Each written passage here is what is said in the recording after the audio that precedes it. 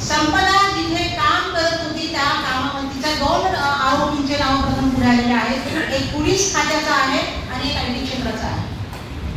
मग याच्यामध्ये समाजाची एक जबाबदारी होते त्या प्रशासकीय याच्या वातावरणामध्ये जे कर्मचारी असतील त्यांची सगळ्यांची जबाबदारी आहे की त्यांनी खरं सत्य समोर आणलं पाहिजे.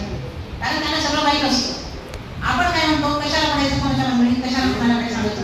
परंतु तिचं शोषण त्यांचं एका दिवसाचा आत्महत्या ही एका दिवसात कोणती व्यक्ती तयार होत नाही.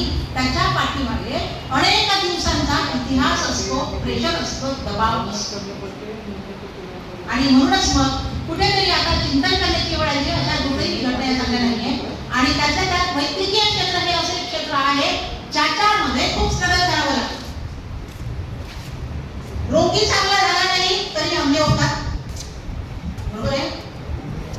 आणि परिस्थिती माहित नसते की परिस्थिती सारखी नसते. ही अवेअरनेस समाजामध्ये नाहीये. गुंड प्रवृत्ती वाढली आहे. आपल्या अधिकाराचा गैरवापर होतो आहे. अशा या परिस्थितीमध्ये स्त्री कुठे सुरक्षित आहे.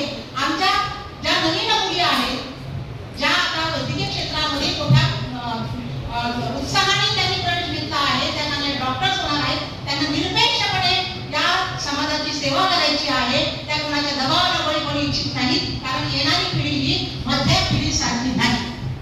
या पिढीला स्वतंत्र विचार आहे, स्वतंत्र निर्णय ते घेतात. कोणी म्हणेल आम्ही कसं वागू तसे आता ही पिढी नाही आहे. म्हणून आता समाजाने सुद्धा कोणावर दबाव आणू नये, दडपण आणू नये असा हा काळ आहे. आम्हाला चांगली माणसं संपवायची आहेत का. आणि म्हणूनच आज संघटित या कार्यासाठी झालं पाहिजे, झालंच पाहिजे. आज एक संदेश केला पाहिजे.